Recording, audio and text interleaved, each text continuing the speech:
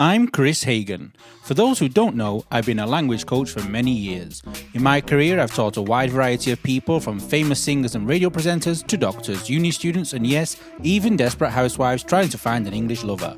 I've finally decided to share my thoughts, tips and tricks with the world. Also check out my YouTube channel if you want to see my ugly mush. So let's kick off this podcast with a great jingle. Doesn't matter where you are, in the car or at the bar. Here for you comes in your ears, another word for thanks is cheers. Here's the new kid from the block, here for you around the clock, sharing all his English tips. Kris is an anagram of risk. Kris. Hello and welcome to the third episode of the second series of my podcast, English Uncovered. And today, as usual, I have my guests. I would just like to start out by reminding everybody at the minute Kris Hagan Official on Instagram does not exist, because my wonderful hacker has now deleted all the pictures and changed the username, probably because he wants to sell it to somebody else. And a big shout out to my wonderful friends at Instagram and Facebook who still haven't replied since last Saturday. Now my venting is out of the way, who is our first guest? Jonathan, talk to us about food round the world. Jonathan, Canadian, their best export after Justin Bieber. Okay, Jonathan's back, and last week he told us about the pineapple pizza and actually taught me the fact that it's not from Hawaii, which is where I thought it was from. It's from Canada. And today he wants to continue talking about it. In what sense? Tell us, Jonathan. Well, as I mentioned last time, many people believe that it is not right to put pineapple on pizza, and I believe it is just due to cultural misunderstandings, and in fact, it can be the ideal bite. Are you ready? I'm ready. Always ready. I was born ready. So as I mentioned last time, yes, many people are used to the idea, not the reality, but the notion that pineapple by definition is a syrupy, goopy mess. And you put that on the pizza, it has the tomato sauce, it has some melted cheese, there's enough moisture to go around, so get that out of here. In fact, that's not the way to prepare a pineapple pizza. I would prefer always, of course, if possible, fresh pineapple. Preferably one that's a little underripe, because when they mature, that's when the sugars start all developing and breaking down and becomes a little too sweet. Much like a rotten banana that you use to make bread. Slimy. Yeah. So I prefer a little underripe, fresh, cut it up, make it into rings, and then grill it. Grill it? Grill it. Grill the pineapple or grill the pizza with the pineapple? Grill the pineapple first. Step number one. Mm-hmm. Cut, clean, drain, allow to dry a little bit just to take away some of the moisture. Grill it. I'm not a food scientist. I don't know what magic happens. Something happens. changes inside the pineapple, chemically, structurally, deliciously, and then cut it into appropriately sized pieces. Now, cook your pizza. If you're doing it at home, usually, unless you have a wood-fired oven that gets up to 600 degrees Celsius, you find one in every house these days. I have one downstairs. Oh, fantastic! Usually, you bake your dough a little bit first with the sauce on, so just to kind of prep it. Then you put your ingredients on with the mozzarella, and with all the other ingredients, add the pineapple as well. So you're almost double cooking the pineapple, which is fine. It allows all the flavors to mingle. Now, the key thing is to mind the other ingredients, because you don't want it to be overly sweet. You want a combination that works together. And this is the secret that I've found, because the traditional Hawaiian, quote unquote, pizza is just baked ham and pineapple. Put it on the pizza, walk away. That never really intrigued me. However, I've discovered that if you add spicy pepperoni in English, or salami picante in Italian, if you add a little bit of spicy pepper, pepperoncini, this creates a beautiful mix because you have the natural acidity and a hint of the sweetness. You have the for lack of a better word, the savory aspect and the umami aspect of the salami. You have the mozzarella to smooth and even things out. You have a hint of spice, and the tomato as well. It works similarly to pineapple. It has a natural sweetness. It has a natural acidity. Put it all together, Kris.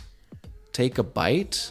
My Neapolitan father-in-law won't stop calling. Jonathan, when are you coming back to make us more pineapple pizza?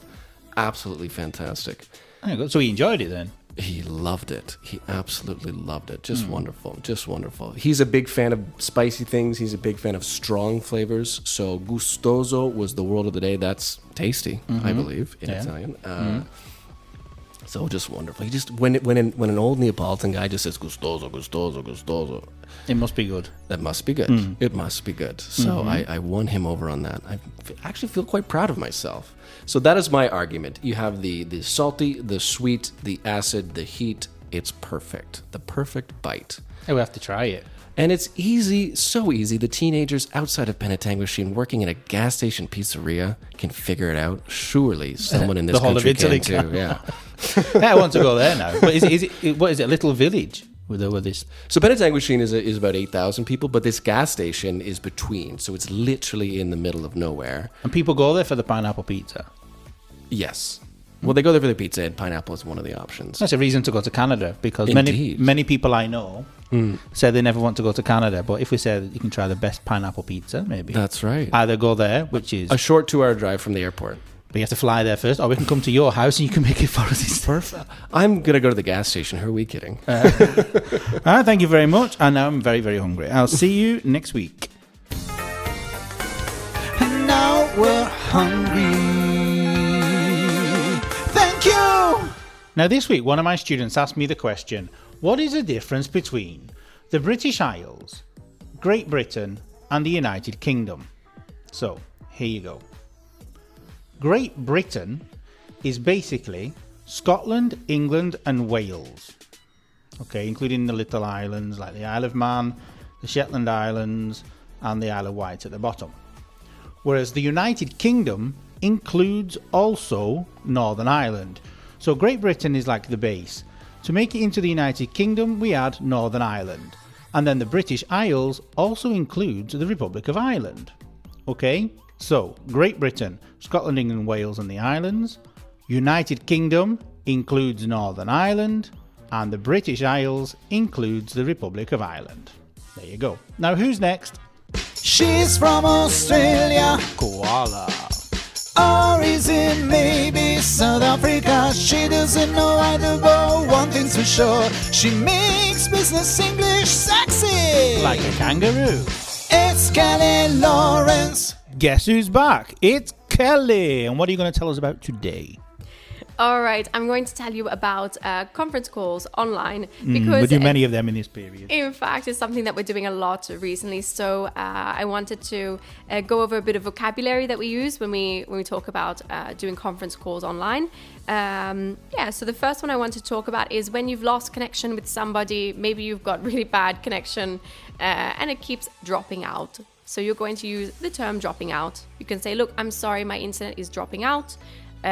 We've just dropped out. I just dropped out, for example, or you can also say I've lost connection. So these are two terms that you can use to describe this kind of situation. So you can say, I'm so sorry, my internet dropped out, or I've lost connection. Okay, can I just say as well, remember that to lose and to miss are not the same thing. Going forward, another thing that's quite important is to say zooming in, zooming out. So for example, you're sharing the screen on a conference call, you can say, I'm just zooming in now, or could you please zoom in if somebody else is showing you something. Of course, the opposite is zoom out. These two are not Don't zoom in if you've not got makeup on. First thing in the morning, conference calls, not the best.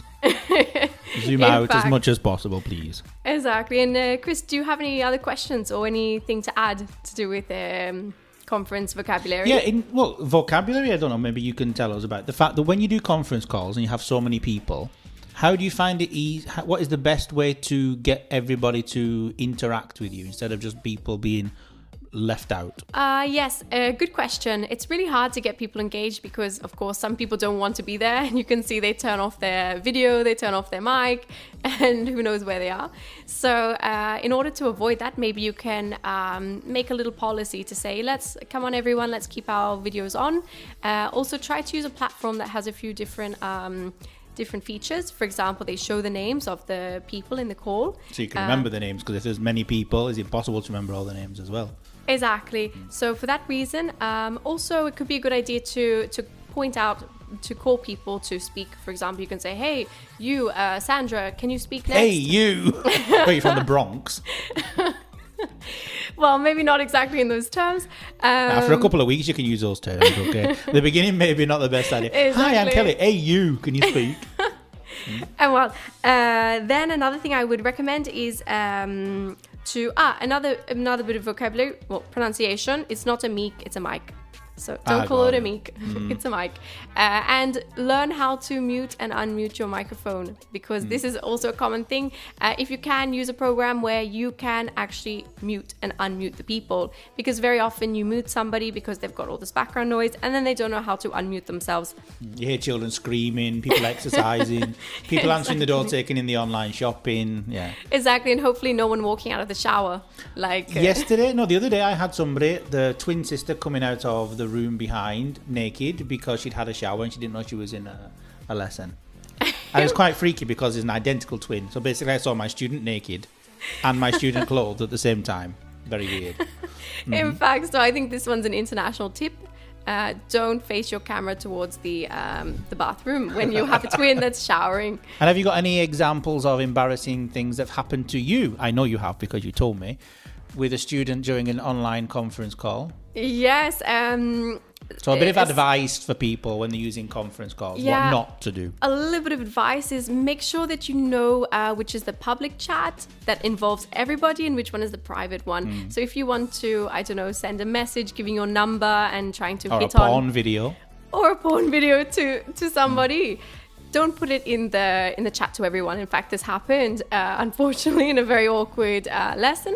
We were using Skype, and one student decided they wanted to send a porn video to somebody else on Skype, but they sent it in the middle of the lesson inside the... Yeah, it was very interesting, very enlightening, and full of English vocabulary, I'm sure. But yeah, also remember, something I just want to add, remember, depending on the app that you use, the chat box or the conversation box has different names. And this confuses people because sometimes I'm saying, open the chat, and they don't understand. Remember, chat box, conversation box, make sure you know where all the things are before you use it. Look at all the labels on the different buttons, and make sure you're not sharing pornography. Exactly. That would be good advice. 3 seconds left. All right. That's all I have to say. Goodbye. Bye. Now we love business, English short and so. Kelly. You know, it never gets tiring listening to Kelly trying to say her name as if I'm choking. It's nice, eh? This week I was speaking with my students and they said to me, why are there so many different accents in the UK? Well, there's many accents that everybody knows about. For example, the Cockney accent, the Essex accent, which sometimes I find a little bit irritating. There's also the West Country, which is like down near Cornwall. Very, very nice accent. Not the poshest accent in the country, let's say, but it's a very cute one. They all sound like farmers. Very nice. Cornwall's a beautiful place. If you've never been, make sure you go. There's also the Brummie accent, which is from Birmingham. One of my uncles actually speaks the Brummie accent now because he lives in Birmingham. Quite strange. Welsh accent as well. There's a Yorkshire accent. The Scouse accent is the one from Liverpool. And a fun fact about the Geordie accent. The Geordie accent is the one from Newcastle, where Cheryl Cole is from. I don't know what she's called today. She keeps changing her name. The singer, the famous singer from Girls Aloud. She was going to be a judge on X Factor America when it existed, but then it got cancelled. Wonder why? But they turned her down. They said no, because Americans wouldn't understand her. Now, that's not prejudiced at all, is it? Well, I'm sure many of you watch television and seen Geordie Shore and all these kind of programmes. Geordie Shore is filmed in Newcastle, I'm guessing from the name. Never actually seen it because I would rather poke my eyes out with sticks. Now send me an email, send me a message, send me something. Tell me which is your favourite accent in the UK. The Manchester accent, the one I have, was chosen for many years now as the most friendliest sounding accent in the UK. It's true. Now, this week on TikTok, I've done a couple of videos about In Manchester We Don't Say. Go and have a look, and I've even seen people duetting with them, but I don't know how to share your duets. Somebody please advise me, tell me how. Now, who is next? Introducing Mimi Melendez, mixing cocktails from Miami to New York. People blame her for getting legless just 'cause she mixed it. She didn't pour it down your throat. No, she didn't. Remember to leave her a tip. Mimi's back. Hello again. And Hello. what are you going to tell us about today? Today we're going to be talking about the differences between whiskeys. Do you want some? Absolutely. Thank you. I'll have a double. Cheers. But you're going to be talking about Japanese whiskey as well, because it's my favorite. I will. There's an honorable mention for Japanese whiskey. Okay. So let me just start off by saying that whiskeys are often confused. Not only are the types of whiskeys confused, but even the spelling. Do you know that there's two ways of spelling whiskey? Yeah. Oh, and tell me. No, I don't do know. you? Tell me, I don't know. Well, there's whiskey that ends in an EY, and there's whiskey that ends in just Y. And is there a difference? There is a difference. So I want to just first define what whiskey even is. Okay, for those of you who don't, there's a lot of confusion about whiskey. It's basically a general word to describe a dark liquor made from fermented grain like barley or corn or rye, and then it's aged. And although whiskey is like a general word, there's actually more specific and more common known categories of whiskeys, like the one you mentioned earlier, Japanese whiskey. There are two ways to spell whiskey, like I mentioned. So the difference between the two spellings is determined by where and how it's produced, which a lot of people don't realize this. No. There's whiskey and there's whiskey, right? They're pronounced the same, but whiskey with an E is used to describe whiskey from the United States or from Ireland.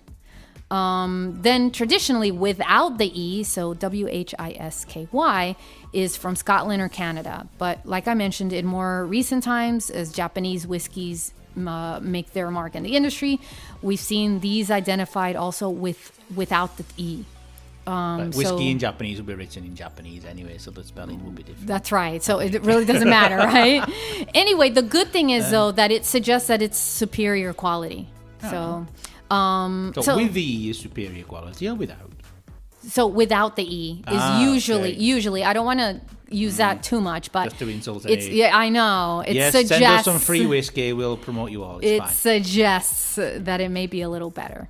There's three types of whiskeys. You have single malt or blended, or the lesser known grain whiskey, which I'm really not going to talk about too much. But blended whiskey is thought to be kind of a bastardization of a real whiskey. And it just means that it can be a mix of two or more whiskeys as one, or a mix of malt and grain whiskeys, which people... So it's not a whiskey without a father. It's not. It's not. It has a father and a mother, actually, and they can be from two different grains. The single malt, on the other hand, which a lot of people will know that it usually costs more, doesn't necessarily mean that it's from one single batch of one single grain. I know. Like a lot of people think, but instead it just means it's made in one single distillery. Yeah, so the advantage of that is that it can produce a more consistent product from bottle to bottle, but the quality could be the same. And then I mentioned earlier grain whiskeys, which use corn or wheat, but I don't really want to get too much into that. There are more complex factors also, like if the whiskey is produced in a pot still or a column still, or the mix of grains, barley, mixing ages, all of that. But again, we're getting into more complex issues, and a lot of this has to do with like legal qualifications of what makes whiskey. But for the sake of saving time and keeping our listeners awake, we'll move on. So I mentioned before categories, types of whiskeys. I want to talk about also subcategories. Okay, you got a minute left. Okay, of these main whiskeys. These are the types of whiskey. So we have Scotch, which is made in Scotland. So it was in the name. Yes, but a lot of people will use this incorrectly. So they'll say, they'll ask you, for example, do you want whiskey or Scotch? That doesn't make sense because Scotch is whiskey. It's just from Scotland. Then we have Irish whiskey, American whiskey, which we know like bourbon is American whiskey, or Tennessee whiskey is obviously from Tennessee. We have rye whiskey, and lastly, Japanese and Canadian whiskey. So you're right with favorites. Japan. Yes, that's right. So the Japanese whiskeys are really up and coming and becoming more and more popular, and people really like them. What's the most popular whiskey now? As far as, well, really each category has its own popular brands. So it's really hard to say that there's one overall popular whiskey. I can tell you what's... I can tell you, what's a popular Japanese whiskey or Canadian whiskey is probably an easier question to answer. Okay, thank you very much, and we'll see you next week. Cheers. Have you got some whiskey now? Of course I do. Thank you. Thirsty. A double. Mimi Melendez, a mixologist. Now, yesterday I received some fantastic news. Hopefully it's fantastic for me and for you. My book about English pronunciation, the secrets and tips and tricks that nobody teaches you, is about to be published. Great. But if you're impatient, I also did a video version. Now, this video version you can access for 1 month or 2 months, a bit like Netflix. Let's call it Kris Flicks. You pay for 1 month and you access this video course. Now, this video course is me teaching you some of the tips and tricks that you'll find in the book, also along with exercises and audio and things like that. So you have access to this if you want it in advance before the book comes out. Because obviously when the book comes out, you'll also want the book to keep by the side of your bed so you can read it as bedtime reading. Who needs to read novels and Dan Stevens and all these people when you can read my book just before you go to sleep? A bit of self-promotion never hurts anybody. Okay, and so if you want more information, contact info@KrisHagan, that's my name, .com. Not Chris Hagan, that's my name.com. info@KrisHagan.com. And remember, it's not a personal email for me. So all your emails asking to see pictures of my feet and you're willing to pay for it, send them somewhere else, please. Blah. I hate feet. Now, we've only got time for one more guest, and I'm sure from a process of elimination, you've understood who's coming next.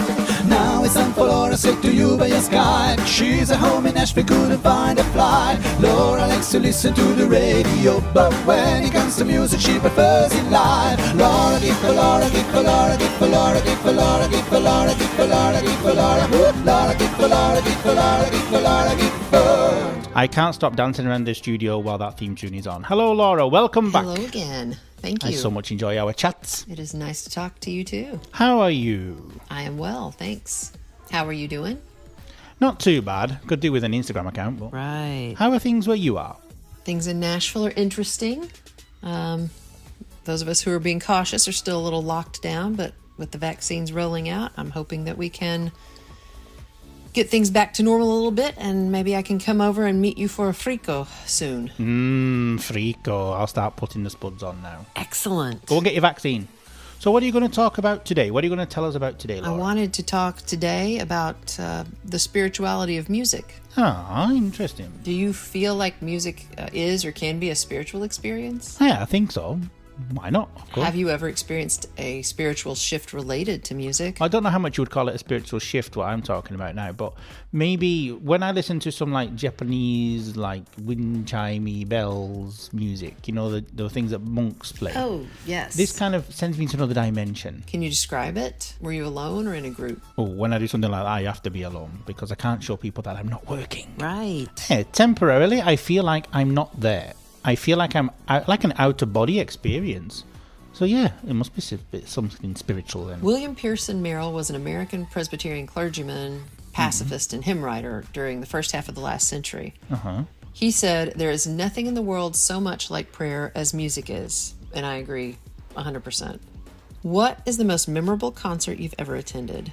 And what was so unique about it? The most memorable concert, let's say, is probably because I had a really, really good time and everybody was enjoying themselves, dancing and not pushing into each other for once or banging, throwing drinks because there's always somebody throwing a drink somewhere. It's a group called Elio and Historietese who have now actually split up, but their music is still online. What about yours? I'll never forget my first and most dramatic spiritual awakening resulting from a music experience. It was November of 1987. So a while back. U2 was on their Joshua Tree tour, and I was a high school junior in the poorest county in Tennessee. As such, I didn't get many opportunities to see live rock shows. It's certainly not the caliber of these gutsy Irish rock icons. But on this night, it was all about these 4 gifted men with their great accents and rebellious attitudes. Very nice accent. Very rock and roll. We showed up for a rock and roll show. That's what I was prepared for. Sold out venue, hosted 12,000 very eager fans. And Joshua Tree was U2's 5th album. And the fans were still enamored with their earnest and heartfelt style. This was the last fully studio album of the 80s for them. And in a sense, it was the end of an era of that incarnation of the band. Sitting starstruck through the protest songs, radio hits, and covers of Elvis and the Beatles and the Impressions, I felt a kinship with all the other 11,999 people in the arena. The subsequent documentary album, Rattle and Hum, which was actually the last album of the 80s, I think, was part studio, part live, and part documentary. It very well illustrated the diversity of U2's musical interests and influences, which was perfectly illustrated at this show by their being joined on stage by Winona Judd. I forgot she existed. And she said when they got through singing, she said, "I'm the luckiest girl in the whole world." And that night, I think she was. Apart from you. Well, yes, of course. But we were a diverse audience, to say the least. At the end of the evening, we all came together. The 6-song encore culminated with a spiritual U2 song called 40. I don't know if you know it. No, I've not heard of it yet until now, but I will go and check it out. The song ends with the chorus being repeated over and over again. How long to sing this song? Meaning, how long do we have to keep singing this song until change comes? Until justice is served. A long time. Until the powers that be take notice. Every person there sang over and over this chorus at Bono's leading. Go on, sing it for us. How long to sing this song? Oh, thank you. And then again, how long to sing this song? Laura Gifford, everybody. And toward the end, one by one, the band left the stage. How long, how long, how long? Until only Larry Mullins was left on stage, keeping the beat for the enraptured crowd. On his own. How long to sing this song? The house lights came up, and we kept singing it. Larry left, and we kept singing it. Oh, no. Everybody with their cigarette lighters in the air, singing over and over and over again. Beautiful. Spiritual is defined as relating to or affecting the human spirit or soul, as opposed to material or physical things. We did not know each other, but we were all very much together spiritually that night. I had never seen anything like this before, and really, I probably haven't seen anything of this magnitude in person since. That would have been nice to see. It was an awesome display of unity and oneness. U2's work was filled with justice, spirituality, respect, and perseverance. In general, I'd stopped short of saying we were in a trance, but we were definitely entranced. Oh, nice. One bond, one show, one song. All together. United 12,000 people of various backgrounds, races, and socioeconomic levels. No judging around anywhere. We all filed out of the arena reverent and thoughtful that evening. Makes you wonder how far off we are as a society right now and what healing could be done through music. Oh, yeah. It's true. Martin Luther said, "Beautiful music is the art of the prophets that can calm the agitations of the soul. It is one of the most magnificent and delightful presents God has given us." As Bono said that night, "I'll do my talking in the music." And he certainly did. Thank you, Laura. Always telling us about a beautiful experience that you have. I want your life. Well, anyway, thank you very much, Laura, and we'll see you next week.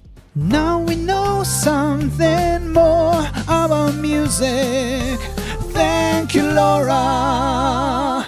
So now I'm going to leave you for another week. I'm so sorry, but I'm sure you'll survive. Remember, if you've not also listened to the old podcast, go back and have a listen to them. I'm sure you've not listened to every minute of every one. So, see you next week. Jingle. Bye. Doesn't matter where you are, in the car or at the bar. If for you comes in your ears. Another word for thanks is cheers. Here's the new kid from the block, here for you around the clock, shining all his English tips. Kris is an anagram of risk.